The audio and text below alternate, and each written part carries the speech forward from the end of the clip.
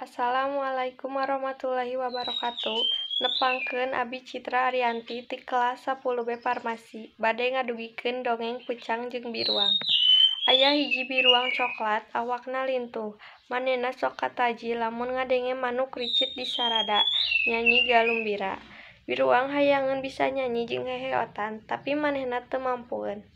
Dina hiji poe manehna kalangsu di kebon deukeut pilembureun. Manehna soak nempo budak angon keur niup suling, sorana halimpu naker. Biruang balik deui ka leuweung tuluy nyaritakeun pangalamanna ka si Peucang. Hiji poe si Peucang ulin, manehna nepi kana dampuran awi. Kusabab capek manehna ngaso di tempat eta. Keur kitu, kadenge rereketan sora awi anu lumayan halimpu, sanajan teu halimpu kawas sora suling. Ngadenge kitu bijil sifat jaelna.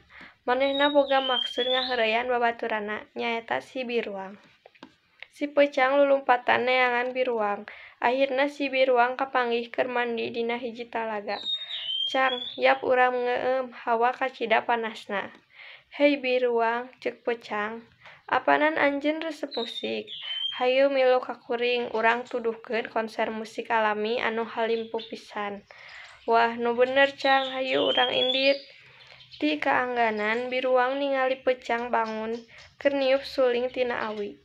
"Cang, tibatan kuring ukur nempokeun, ajarkeun kuring maen suling," ceuk Biruang bari ngadeukeutan Peucang.